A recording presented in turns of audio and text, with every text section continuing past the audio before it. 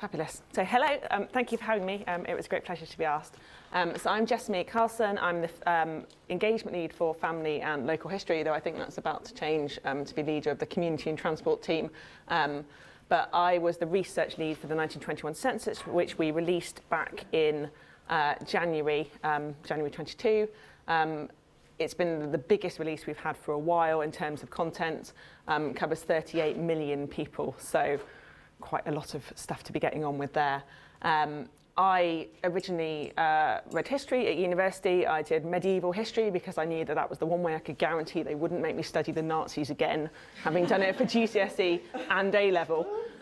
So, yeah, did undergrad medieval studies, and then I went to Aberystwyth and trained as an archivist, and then I moved to work at National Archives, initially to run the map room, our second floor reading room, just over 15 years ago now, and I've worked my way around the organisation and found my way back to this side, to Q1, back to the collections, expertise and engagement department, where I lead on all our kind of outreach around family, local, community, history, history in general. So the 1921 census was quite a key piece of work for my team, for our colleagues. We worked on it for the best part of 3 years prior to release, and then finally got our hands on it sort of just before Christmas last year. It was like an early Christmas present.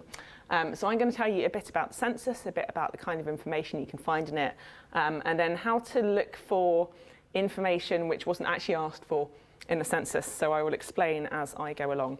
So the 1921 census was taken the overnight, as all censuses are, from June 19th, June 20th, 1921, and it had been delayed as a result of the threatened general strike earlier in the spring. So originally this should have been the 24th of April, and it was pushed back by just under 2 months.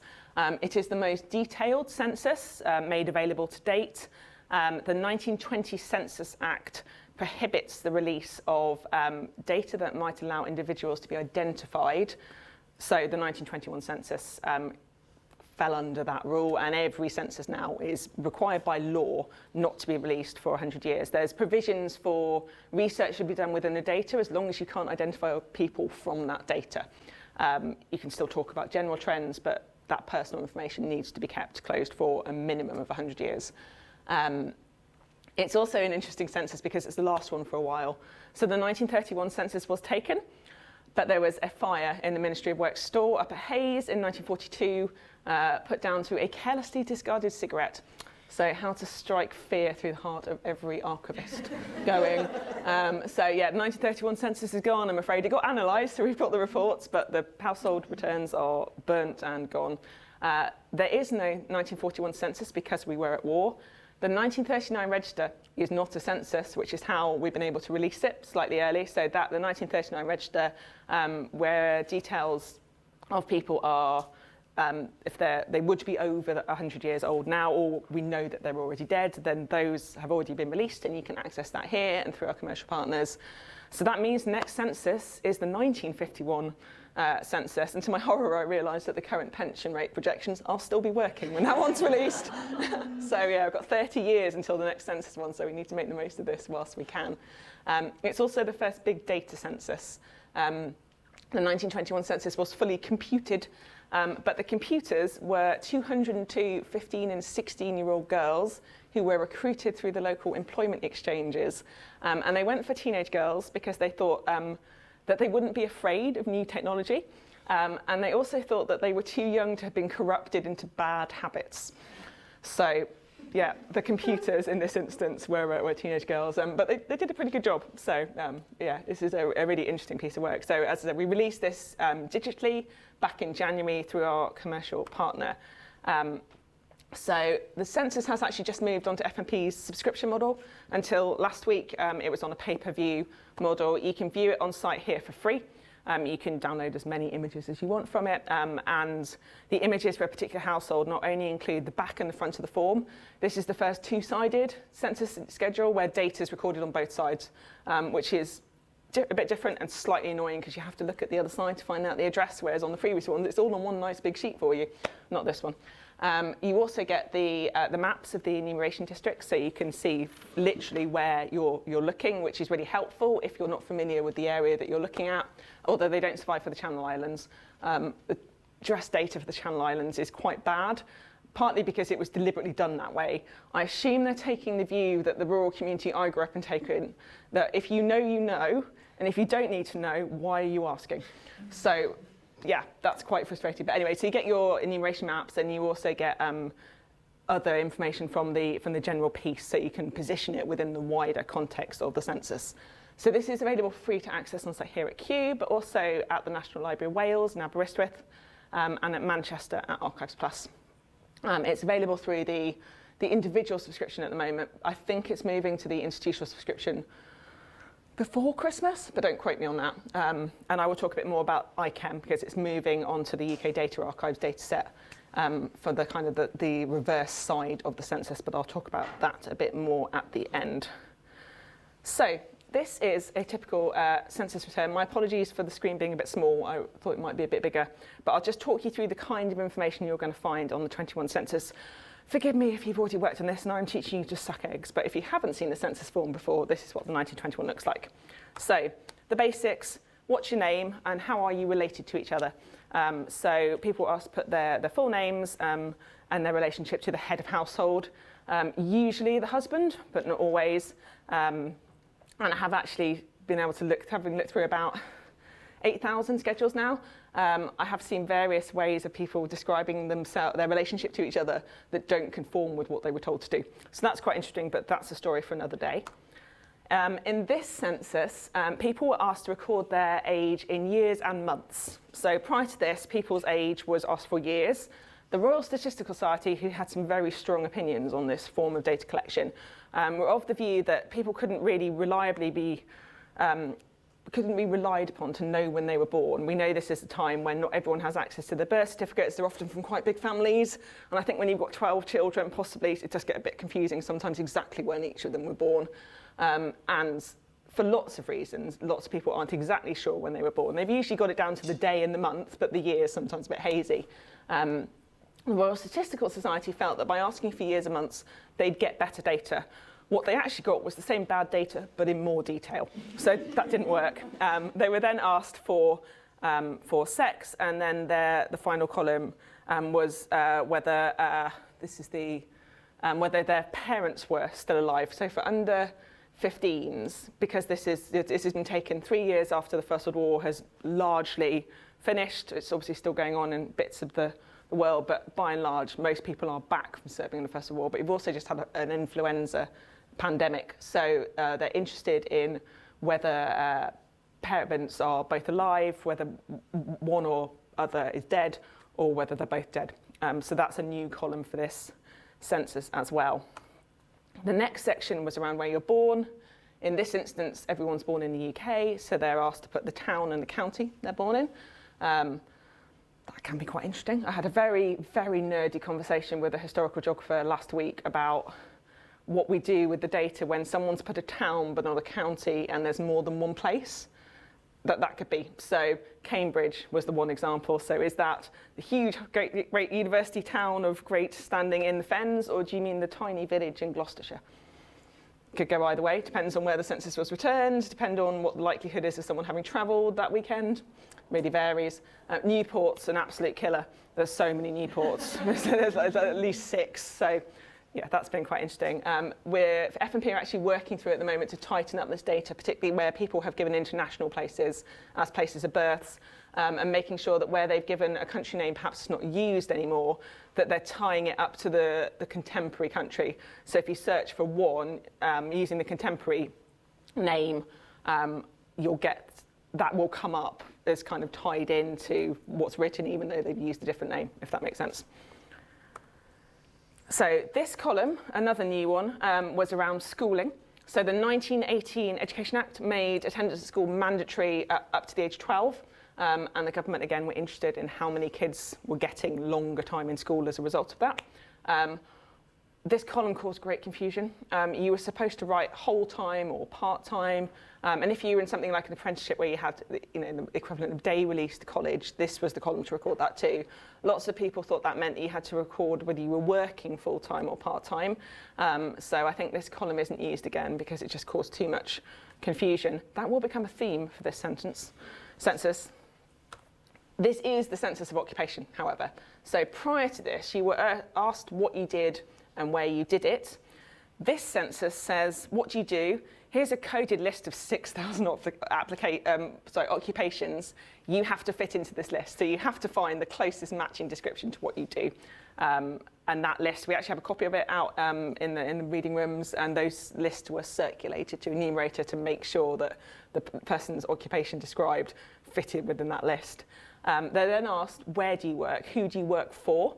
So the company name is given. Companies were sent big posters where they could write up how you were supposed to record that company name. I did a one-place study, essentially a mini one, on the street my daughter's primary school is on. Quite a chunk of the people living on that road work for London United Tramways. There were 8 different ways of recording London United Tramways. No one could agree on how to describe it, much less where it was, even though they were all clearly working out of the same depot.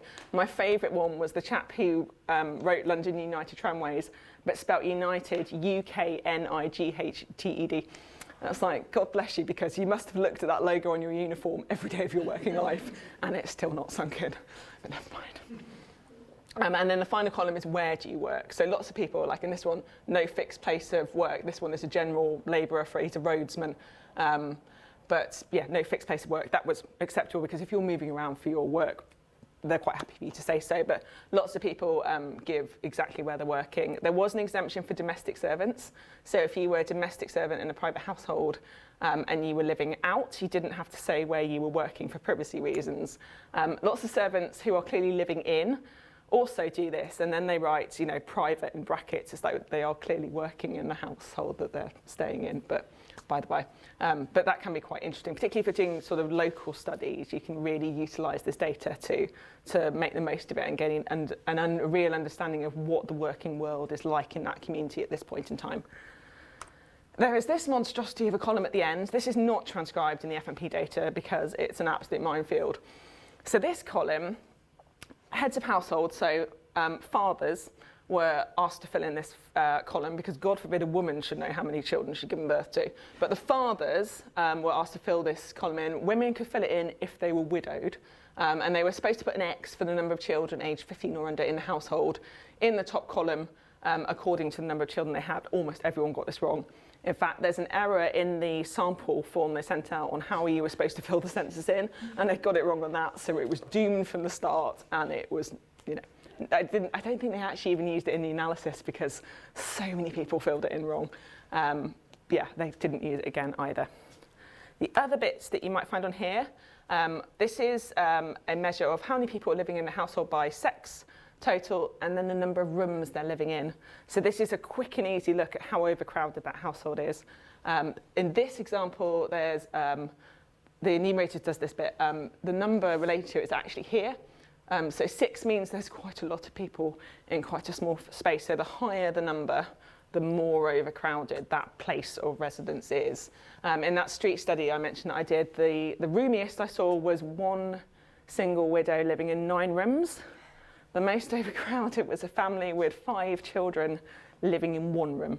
I have no idea how you get 7 people to sleep in 1 room, because I've looked at houses on that road and they are not big. So it must have been a pretty challenging existence having 5 under 10 and 2 parents in 1 room. But that can be quite an interesting study as well. It's quite a quick way of getting a feel for an area when you're working your way through the census. I mentioned that this is the first census where it's double-sided, so you do have to flick to the other side when you're looking for the address on the 21, and it's in this box up here.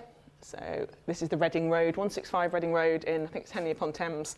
When you are looking at the census, if you do find yourself, you'll have this film strip at the bottom. The census address is always the right-hand image. So if you're trying to work out where in the world you're looking at and you want the address, it's always the right-hand image to the household schedule. So there were various search options. They work on the assumption that you're probably either looking for a person or a place, and there were 2 search options for both, a generic search and an advanced search. The advanced search for the person has every option under the sun, pretty much. You can search for people in a particular place, you can search for one person with particular names, you can search for occupations in particular counties. So if you want to know who the single silversmith in Pembrokeshire is, you can use the advanced search to find that. I said, this is the advanced search. It pretty much covers every eventuality of data. So there's quite a lot of fun you can end up having with these. There's the potential for rabbit warrens of research is almost unlimited. So I mentioned those employment and occupation codes. There are full lists of those on the FMP website. In the free section, there's a section called World Records, which you don't need a subscription to access. You can have a full look through, and that has all the employment and the occupation codes. So if you are interested in that nature of history, that's a really good place to look. And I mentioned reports as well. So the preliminary general report for the 21 census was published 2 years later in 1923. That's about 50 pages of general data about the country on a quite high level.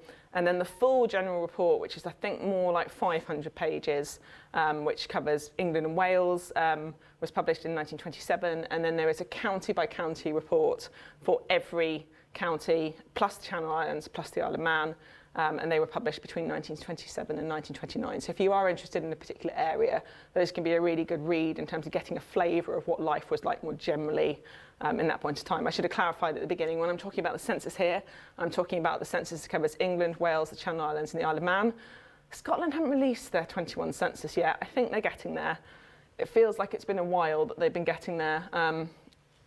The report from the sort of weekly roundup from Scotland's People came through a couple of days ago, and there was no mention of it, so I don't think it's likely to emerge much before Christmas, but fingers crossed it does. If you are doing big academic studies that involve census data, the 1921 is in the process of moving on to ICEM, the Integrated Census Microdata Set, at the UK Data Archive at the University of Essex. It should be there by next spring. I'm one of the advisors to the panel which are convening this at the moment. So that allows you to work through census records back to 1851 and track more general patterns, that kind of thing. It's a really fascinating way of looking at things. So if you do have an opportunity to utilise ICEM, happy to talk about it in more detail at another time. But yeah, that is coming soon. So if you are interested in those big population studies, the 21 data is coming soon. So that's quite exciting. So, the deaf community. The census doesn't ask about what they termed infirmity at this point in time. So from between 1851 and 1911, there's an infirmity column, which is the final one on the sheet, so like this one, where you were asked to record using their contemporary definitions. So the conditions they asked for were blind, deaf or dumb, totally deaf, or then I think there's an option for any kind of mental illness. I don't particularly like the words they used to caveat that, so I'm not going to use them, but that was the column. This was taken out for the 21 because, again, the Royal Statistical Society felt that lay people couldn't be trusted to utilise medical diagnoses themselves, which is so insulting it makes my blood boil. But anyway, it's 100 years ago, their decision, they didn't use it. In the 1911, you did have it. So it's quite easy to work out whether you were looking at a household or an institution who had a population with a considerable number of deaf people in. That was fairly straightforward. But for the 21, that column's taken away, which is quite frustrating when you're trying to trace any kind of disability history with this particular source. So the way that the Census Committee was it, that weighty evidence has been placed before the committee to the effect that owing to the difficulties of definition and unwillingness on the part of the household to give this information, the results obtained from this column are inaccurate and misleading, and that information relating to infirmities is in fact better obtained from other sources other than the general census. My colleagues and I have argued endlessly whether it's better to have bad data or no data. I fall into the bad data column and they fall into no data, as did the Royal Statistical Society. So that was their rationale for not including it. But that didn't actually stop the deaf community identifying themselves in the census. So apologies again for how small this is. But I ran a keyword search for deaf just to see what came up. And one of the big hits were the deaf schools. There are a number of deaf schools across England and Wales. It's relatively common for deaf children to be sent away to schools for the deaf in this period. The Royal Deaf and Margate's a big one. There are a number of other schools around the country, and I'll talk about a bit more later.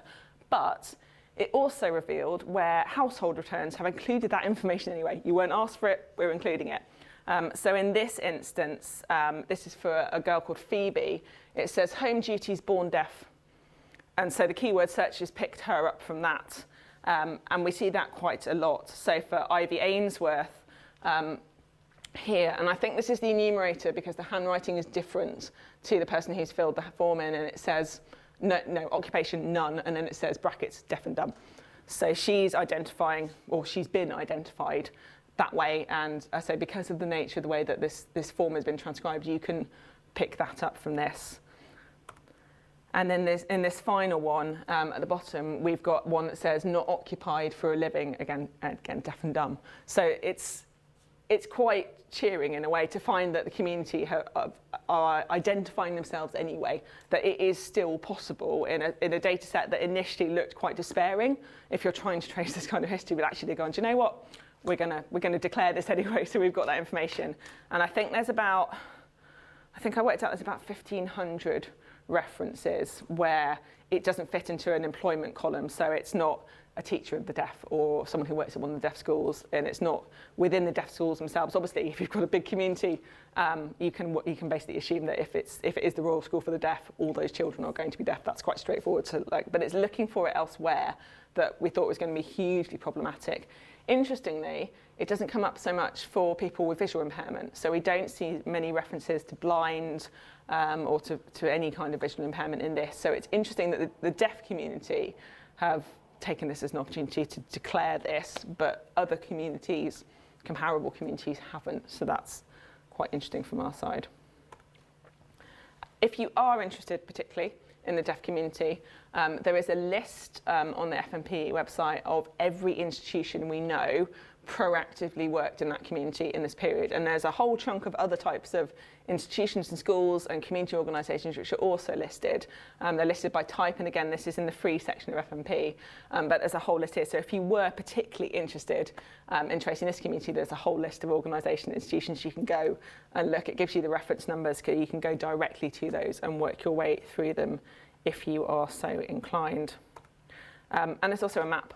So Steve Rigdon at FMP is one of their chief data people, and he took the data from that screenshot of organisations and pinned them all onto Google Maps. So you can go and click on the link on Google Maps, and then it will take you to the census entry for that school, organisation, home, whatever it is. So that, again, is quite a nice visual way of seeing where the community, at least where there are big groupings of them, are connected together. So that's a fairly brief romp through the 21, with a sort of brief touching on that deaf community. I think we'll probably take questions at the end when Lucy's spoken. But yeah, thank you very much.